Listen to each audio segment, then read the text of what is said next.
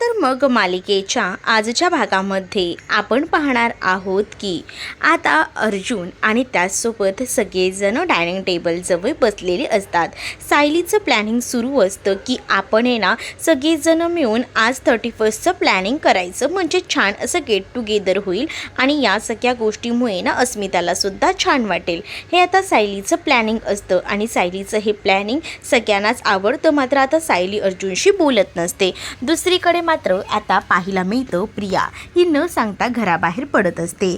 तेवढ्यातच पूर्णाची तिला तन्वी अशी हाक मारून थांबवून घेतात. तन्वी अशी हाक मारल्याबरोबर आता प्रिया बोलत असते की पूर्णाची आज चक्क तू मला हाक मारलीस, तू आता माझ्याशी बोलायला लागलीस का पूर्वीसारखी, असं आता इथे प्रियाला वाटू लागतं. प्रियाला आता पूर्णाची बोलत असते की तुझी ही सवय कधी जाणार आहे. तुला असं वाटत असेल की मला काहीच गोष्टी माहीत नाही, पण मला सगळ्या गोष्टी माहिती आहेत.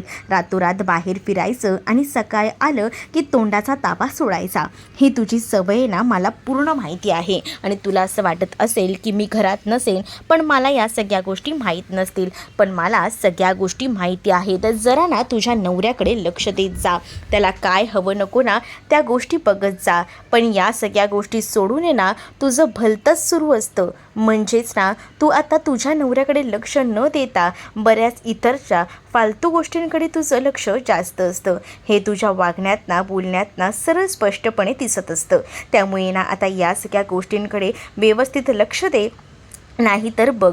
आणि आता हे जे बाहेर जाण्याचं करतेस ते आता बंद करायचं. आणि तुला असं वाटत नसेल की घरात कोण तुझ्यावर लक्ष ठेवून नाही आहे, पण तुझ्यावर सगळ्यांचंच लक्ष आहे. तू जो काही समज करून घेतेस तो चुकीचा आहे, हे सुद्धा माइंडमध्ये सेट ठेवायचं. म्हणजेच काय, जर आता घरामध्ये जावयाला आणि सुनेला जो काही सुभेदारांचा न्याय आहे तो समान आहे, पण या सगळ्याबद्दल बोलून दाखवायची काही गरज नाही आहे. उगाचच जेवणाच्या ताटावर जे काही राडे घातलेस ते राडे जर पुन्हा घालायचा प्रयत्न केलास तर माझ्यापेक्षा वाईट कोणी नसेल. आता तू कुठेही जायचं नाहीस, घरात बसायचंस आणि सगळी कामं करायचीस. आज पूर्ण घराची फरशी आणि सगळं काही झाडून पुसून साफ तू करायचं, हे देखील आता पूर्णाचीने सांगितलेलं असतं. मग आता प्रिया म्हणत असते की या सगळ्या गोष्टींसाठी मी कशाला, विमल आहे विमल करेल, माझं जरा अर्जंट काम आहे ते मी करून बाहेरून येते, असं देखील आता ती म्हणू लागते. नाही, तुला आज कुठेही जाता येणार नाही, आज तुला हे सगळं काही काम करावंच लागेल, असं आता तिला सांगितलेलं असतं. मग काय, प्रियाला घराची जबाबदारी दिली जाते.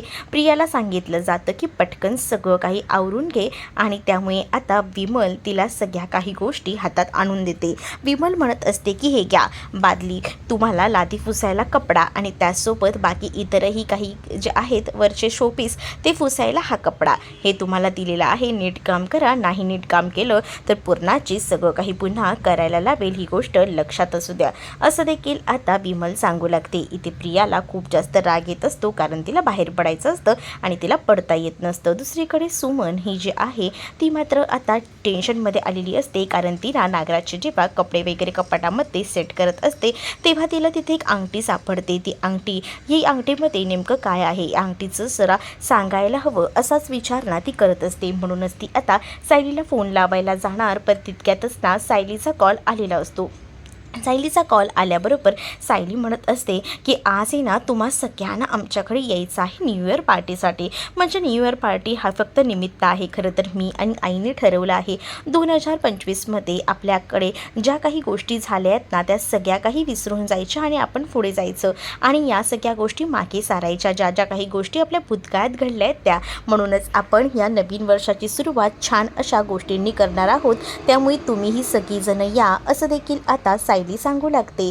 सायली जेव्हा या सगळ्या गोष्टी बोलत असते तेव्हा खरं तर वेगळ्याच गोष्टी सांगायला सुमननं फोन केलेला असतो. मग सुमन विचार करते की आता या सगळ्या गोष्टी सांगायला नकोत, कारण ऑलरेडी सायली खूप जास्त खुश दिसते आणि सायलीच्या चेहऱ्यावरचा हा आनंद तिला हिरवून घ्यायचा नसतो. म्हणूनच ती म्हणते की मी सहज तुझ्याशी गप्पा मारण्यासाठी फोन करणार होते, आणि असं बोलून ती फोन ठेवते. आता सायली सगळ्याच जबाबदाऱ्या पार पडत असते. घरात स्वयंपाक वगैरे ती करत असते. आता तांदूळ निवडण्यासाठी तिने घेतलेले असतात, तर पूर्ण पूर्णाजीला देवाची पूजा करायची असते. म्हणूनच पूर्णाजीला बागेत आता फुलं काढायला जाणार असतात आणि म्हणूनच त्या म्हणत असतात की मी आता बागेत जाऊन येते पटकनच. बघ आता ती बागेत जात असते, पण इथे सायली त्यांना थांबवते. सायली म्हणते की पूर्णाजी तुम्ही बसा इथे, मी बागेत जाते आणि फुलं काढून आणते. कारण आता पूर्णाजीला एवढं बाहेर का पाठवायचं असे टेन्शन तिला आलेलं असतं. दुसरीकडे मात्र आता पाहायला मिळतं की इथे प्रिया जी आहे ती काम नीट करते की नाही या गोष्टीकडे खास करून विमलचं लक्ष असतं.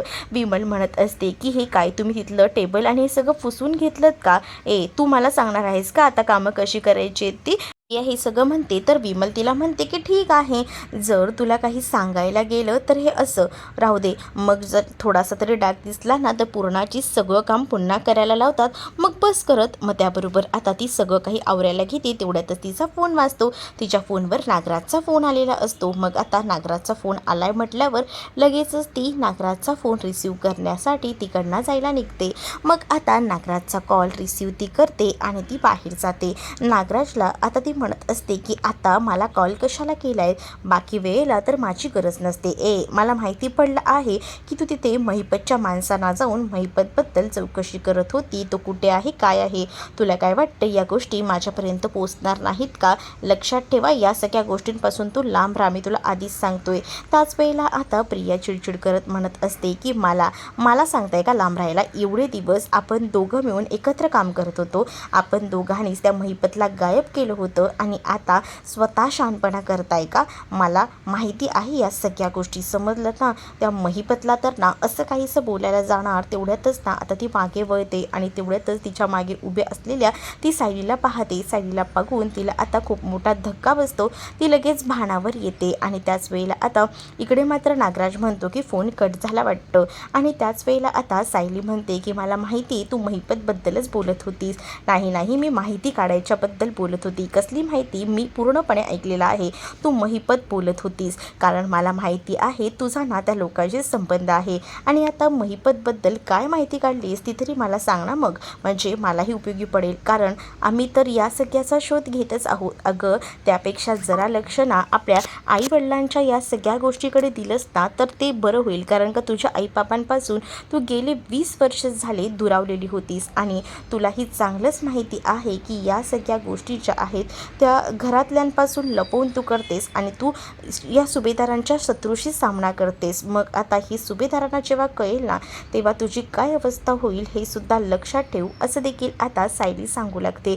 सायलीला आता पूर्णपणे कळलेलं असतं की प्रियाचा आणि महिपतचा काहीसा संबंध आहे, पण नेमका काय आणि कशा संदर्भात या काही गोष्टी ना तिच्या डोक्यात शिरत नसतात आणि म्हणूनच ना ती आता त्या गोष्टीने विचार करत असते. मात्र प्रियाला जेव्हा ती धमकावते तेव्हा मात्र प्रिया ही खूप जास्त घाबरते.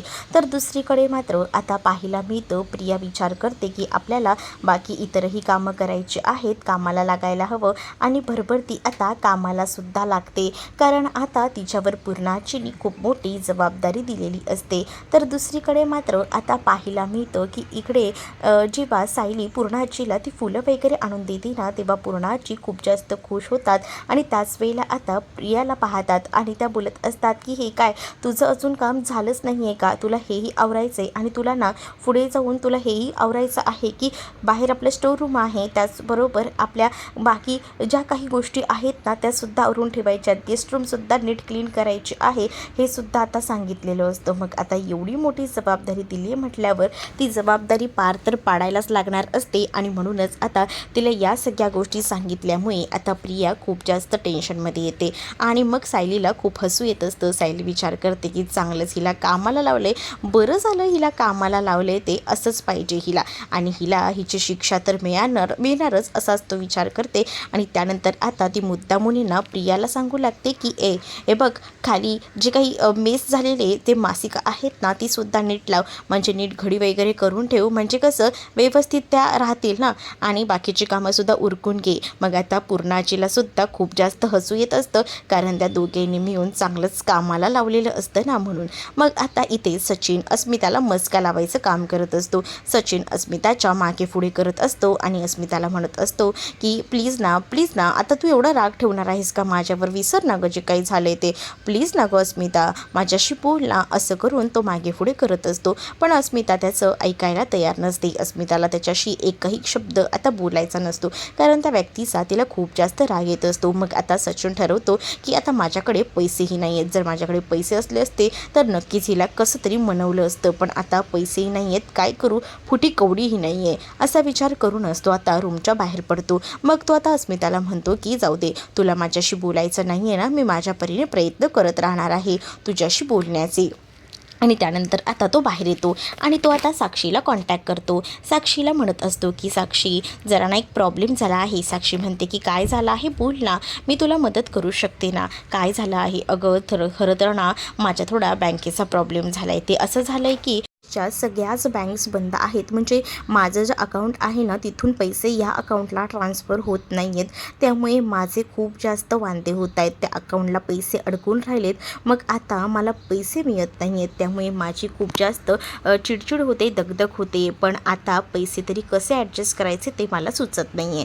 त्यावर मात्र आता त्याला साक्षी म्हणत असते की बस इतकंच ना, अरे मग मी आहे ना, माझ्याकडे माग ना तू बिनधास्त पैसे. तर साक्षीला तो म्हणत असतो की असं कसं तुझ्याकडनं पैसे मागणार, उलट तुलाच मी काहीतरी गिफ्ट वगैरे द्यायला हवं आणि तू डायरेक्ट मला बोलते की मी पैसे मागायला हवेत करून. नाही गं, मला हे बरोबर वाटत नाही तुझ्याकडनं पैसे घेणं वगैरे, असं आता तो साक्षीला बोलत असतो. आणि जेव्हा तो साक्षीला या सगळ्या गोष्टींबद्दल बोलतो ना, तेव्हा मात्र आता खूप मोठा धक्काच ना इकडे मात्र बसलेला असतो साक्षीला, कारण हा एवढा कसा व्यवस्थित आहे, किती छान आहे ना सचिन, असा ती विचार करत असते. दुसरीकडे आता अस्मिता अजूनही टेन्शनमध्ये असते, म्हणूनच पूर्णाची अस्मिताला बोलकं करायला गेलेले असतात. मग आता पूर्णाची अस्मिताला म्हणत असतात की अशी स्ट्रेसमध्ये राहणार आहेस का. मग काय करू गं, मला आधी वाटत होतं की हे सगळं असं नसेल, म्हणून मी माझ्या मनाला समजूत घालत होती. म्हणजे मी विचार करत होती की अशी चिडचिड करून काय फायदा आहे. थोडंसं मी माझ्या मनाला समजवत होती, माझे हार्मोन्स चेंज होत असेल म्हणून माझी चिडचिड होत असेल असं मला वाटलं होतं. पण नाही गं पूर्णाजी, हे तर सगळं खरं निघालं. मी काय विचार करत होते आणि काय झालं, म्हणजे ना मला त्रास होतोय गं या सगळ्या गोष्टीचा, मी तुला सांगू शकत नाही, इतका भयंकर त्रास मला होतोय, असं देखील आता ती म्हणत असते. आणि जेव्हा या सगळ्या गोष्टी ती बोलू लागते ना, तेव्हा मात्र आता पूर्णाची ज्या आहेत त्या मात्र आता अस्मिताला समजावत असतात. अगं बाप वाईट वागला म्हणून काय झालं, त्याची शिक्षा तू बाळाला देतेस का, तुझ्या या टेन्शनचा परिणाम बाळावर किती होतोय हे बघतेस का, तू हॅप्पी राहणं गरजेचं आहे. आणि आता मला बाकी काही माहीत नाही, आपल्याला मेडिटेशन करणं गरजेचं आहे. तू आत्ताच्या आत्ता माझ्यासोबत स्टडी रूममध्ये चल आणि तिथे मेडिटेशन आपण करूया. मेडिटेशन केल्याशिवाय तुला बरं वाटणार नाही आहे, त्यामुळे मेडिटेशन करणं गरजेचं आहे. तुला एवढंही माहिती आहे ना की बाळासाठी आता तू आई म्हणून किती स्टेबल असलं पाहिजे. मग आता अस्मितालाही तिची चूक समजते. अस्मिताही म्हणत असते की बरोबर आहे पूर्णाची तुझं, माझं चुकतंय, म्हणजे बाप म्हणून तो तर कमी पडतोय, पण आई म्हणून मी कमी पडायला नको. बाळासाठी जितकं करता येईल ना मला तितकं मी करणार आहे आणि मी हॅप्पी राहण्याचा प्रयत्न करणार आहे. दुसरीकडे आता हा साक्षीला सचिन म्हणत असतो की नको नको, मला पैसे नको आहेत. परंतु साक्षी म्हणते अरे मी तुझी जवळची आहे, मग तू माझ्याकडनं पैसे घेऊ शकतो ना, फक्त सांग तुला किती पैसे हवे आहेत. तर आता साक्षीला तो म्हणतो की तू आता जरी मला पैसे दिलेस ना सॅम, तरीसुद्धा मी तुला पुन्हा पैसे रिटर्न करणार आहे. मी तुला आधीच सांगतो, मला ना हे कोणाकडनं असे पैसे घ्यायला आवडत नाही. खरं तर ना मला 80,000ची गरज होती. 80,000 का, ठीक आहे मी तुला पाठवते, असं देखील आता इथे साक्षीही बोलत असते. साक्षीला उगाचच ना तो आता म्हणत असतो की मी तुझे पैसे पाठवतो अँड ऑल, हे सगळं काही उगाच त्याची ना नाटकं चाललेली असतात. त्याच्याकडे एक फुटी कवडी नसते. ऑलरेडी एवढे मोठे फ्रॉड करून तो इथे आलेला असतो आणि आता तो एवढ्या सगळ्या गोष्टी उगाचच बडबड करत असतो. आणि साक्षी जसा आता फोन ठेवते ना तसे लगेच त्याला 1,00,000 रुपये ट्रान्सफर करते. जेव्हा आता साक्षी त्याला 1,00,000 रुपये ट्रान्सफर करते तेव्हा तो विचार करतो की साक्षीला तर 80,000 मी बोललो होतो, तिने तर डायरेक्ट 1,00,000 रुपये मला पाठवले. सोन्याचं कोंबडं देणारी अंडी आहे असं बोलून तो खूप जास्त खुश होतो. आणि मग तो विचार करतो की हिला थोडी ना आता मी सोडणार आहे. नाही, हिला मी सोडणार नाही आहे. एवढा जरी पैसा मला एका क्षणात असाच देत असेल ना तर हिला मी काही सोडत नसतो, असं देखील आता इकडे तो म्हणत असतो. आणि त्यानंतर तो खूप खुश होतो. आता त्या पैशानेच त्याला अस्मिताला गिफ्ट करायचं असतं. किती निर्लज्ज आहे ना, म्हणजे इकडनं पैसे घ्यायचे आणि इकडे द्यायचे. काय भयंकर माणूस आहे हा. दुसरीकडे मात्र आता ह्या महिपतला ताण लागलेली असते म्हणून महिपत पाणी वगैरे पितो. नंतर महिपत म्हणत असतो की हा नागराज पण ना कसा आहे ना, म्हणजे या नागराजने माझीच माणसं बाहेर ठेवली आहेत आणि त्यांना वर धमकावून ठेवलं आहे, पण माझी माणसं ही मला काही सोडणार नाहीत का, माझा आवाज तर ती बरोबर ओळखतील असा महिपत विचार करतो. आणि मग महिपत ना ठरवतो की आता जर ही बाहेरची माणसं माझीच असतील तर ती माझी सुटकाही करतील. म्हणूनच आता महिपत जोरजोरात ओरडायचं ठरवतो की कोण आहे तिकडे, कोण आहे, उघडा उघडा, कोण आहे. जोरजोरात तो आता आवाज करू लागतो. तो जसा जोरजोरात आवाज करत असतो ना, तसे बाहेर त्याचे जी माणसं बसलेली असतात ना, तर एक जण म्युझिक लावून बसलेला असतो, एक जण गेम खेळत असतो आणि त्यामुळे ना त्यांना आवाज जातो. पण आता त्यांना आवाज जाऊनही नागराजने सांगितलेलं असतं ना की जरी आतमधून आला आवाज तरी त्यांना आतमध्ये जायचं नसतं. आणि त्यामुळेच ना आता ते सुद्धा टेन्शनमध्ये येतात की हा माणूस बडबडतोय, काय करायचं रे, जायचंय का आतमध्ये, बघूया का काय म्हणतोय ते. मग आता तो दुसरा माणूस म्हणतो की नाही नाही, आतमध्ये जाता येणार नाही, कारण नागराज शेटने तसं सांगितलंय, नाही तर महिपत आपल्याला बरोबरच करेल, महिपत आपल्याला जागेवर ठोकेल, त्यापेक्षा ना आपण या सगळ्यापासून लांब राहूया. त्यापेक्षा तू एक काम का करत नाही रे, त्या नागराज शेटला फोन करून विचार ना, म्हणजे काय करायचं या माणसाचं, असं तो म्हणत असतो. मग आता हा लाल शर्टवाला माणूस आहे ना, तो लगेच नागराजला कॉन्टॅक्ट करायचा प्रयत्न करतो, कारण नागराजने त्यांना तिथं बाहेर उभं केलेलं असतं, कारण नागराजला 24 तास तिथे थांबता येत नसतं. मग नागराजने या महिपतच्याच माणसांना महिपतवर लक्ष ठेवायला सांगितलेलं असतं. मग आता इथे नागराजही घरात आडवा पडलेला असतो, त्याचा मोबाईल त्या ड्रेसिंग टेबलजवळ ठेवलेला असतो. नागराजचा फोन आल्यामुळे नागराज थोडा असा जागा होतो, पण नागराजचा फोन नागराज घेईपर्यंत आता नागराजचा फोन जो आहे ना, तो नेमका इथे सुमनच्या हाती लागतो आणि सुमनच्या हाती लागल्यामुळेच आता सुमन जो आहे तो खाली पडलेला फोन जो आहे तो उचलते, कारण तो व्हायब्रेट होत असतो आणि बाहेर बाहेर पुढे सरकत असतो आणि तो खाली पडतो. सुमन उचलून तो फोन घेणार तेवढ्यातच नागराजला जाग येते. नागराज तिच्या हातातून फोन खेचून घेतो आणि नागराज लपवू लागतो. त्याच्यावर रघुचा फोन आलेला असतो आणि तो गुंड जो महिपतचा असतो, ज्यांना नागराजने कामाला लावलेलं असतं. तर आता सुमनच्या हातातून तो लगेच फोन खेचून घेतो आणि म्हणतो की तू इथे काय करतेस, तुझं काम तर किचनमध्ये आहे ना, मग जा ना किचनमध्ये, तुझी तू कामं कर, इथे थांबू नकोस, असं देखील तो म्हणतो. अरे तुमचा फोन पडला होता म्हणूनच तो उचलून देत होते आणि मी ते फक्त एवढंच सांगायला आलं आहे की आपल्याला चौघांना सुभेदारांकडे जायचं आहे, त्यामुळे भाऊजींनी तुम्हाला खाली बोलवलं आहे. मग आता सुमन एवढं सगळं बोलत असताना तिचं बरोबर लक्ष ना नागराजच्या फोनकडे असतं. नागराज काय करतोय काय नाही या गोष्टीकडे बरोबर तिचं लक्ष असतं. तर दुसरीकडे मात्र आता अजूनही हे नागराज शेट फोन उचलत नाही आहे. तेवढ्यातच नागराज ना त्या गुंडांना फोन करतो. तर आता नागराज त्या रघुला म्हणत असतो की काय झालं रे रघु, बोल ना. तर आता रघु सांगू लागतो की साहेब इकडे तर मी लक्ष ठेवून उभा आहे, पण तुम्हाला माहिती आहे का, इथून ना आतमध्ये जो माणूस ठेवला आहे ना, तो जोरजोरात आवाज करतोय की कोण आहे तिकडे, कोण आहे तिकडे.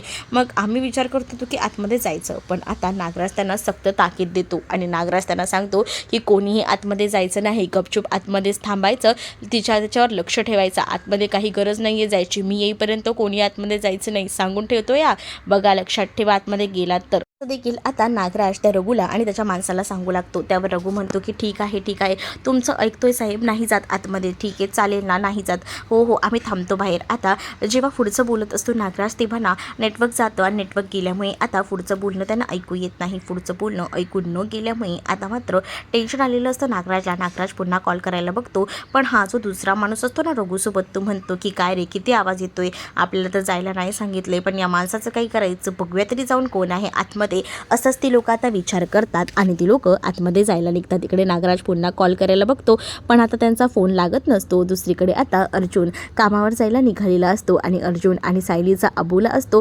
तर आता सायलीने आधीच अर्जुनची तयारी करून ठेवलेली असते, पण त्यावेळेला त्याला रुमाल सापडत नसतो, म्हणूनच आता तो रुमालासाठी मुद्दामून सायलीशी बोलायचा प्रयत्न करत असतो. पण सायलीना त्याच्यावर रागवलेली असते, म्हणून सायलीला आता त्याच्यासोबत बोलायचं नसतं.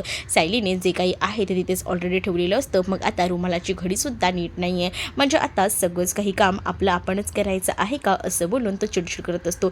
जाऊ दे बाबा, आपल्याला कोणाचीच मदत नाही आहे, आपण आपलं करायला हवं, आणि असं बोलून रुमाल बॅग वगैरे सगळं काही तो स्वतः घेतो आणि तिकडनं जायला निघतो. आणि जेव्हा तो निघून जातो ना, तेव्हा मात्र जाणाऱ्या अर्जुनकडे सायली रागातच बघत असते. इकडे आता सगळीजण सुभेदारांकडे जायला निघालेली असतात. बऱ्याच दिवसाने प्रतिमा आता सुभेदारांकडे जाणार असते, म्हणून आता खूप जास्त आनंद इकडे मात्र प्रतिमाला झालेला असतो. आणि तिथे नागराज येतो. नागराज आता म्हणत असतो की मला ना जरा बाहेर जायचं आहे. काय, तू आता याला सांगितलं नव्हतंस का आपल्याला जायचं आहे ते, मग हा आता कुठे चालला आहे? मग आता नागराज सांगू लागतो की ते काय ना, मी तुम्हाला म्हटलं नव्हतं का माझा मित्र सुभाष त्याची आई पडली होती, तर अचानकपणे ना मला आता त्याच्यासोबत हॉस्पिटलला जावं लागते. तर दुसरीकडे आता सुमन म्हणते की हा कोण आहे मित्र तुमचा, मी ह्याचं नाव पहिल्यांदाच ऐकते, कधी याचं नाव ऐकलं नव्हतं म्हणून म्हटलं. अरे अरे पण तो कधी आलाही नाही आहे ना घरी, म्हणून ती म्हणते. मग आता नागराज म्हणतो की ठीक आहे ना, तो जेव्हा बरा होईल ना तेव्हा त्याच्या आईला आपण सांगतो आणि तू त्यालाही सांगतो की एकदा घरी आणि जेवण वगैरे करून जा. मग आता तेव्हाच तुला समजेल ना माझा मित्र कोण आहे ते, असं मुद्दा म्हणून नागराज ना रविराजांसमोर सुमनला म्हणतो. मग आता नागराज काही त्या पार्टीला येणार नसतो, कारण नागराजला अर्जंटमध्ये तिथं जायचं असतं. कारण त्याला आता कळत असतं की आतमधून आवाज येतोय म्हटल्यावर महिपत कांगावा करणार आणि ही माणसं जर आतमध्ये गेली तर आपलं भांडं फुटणार.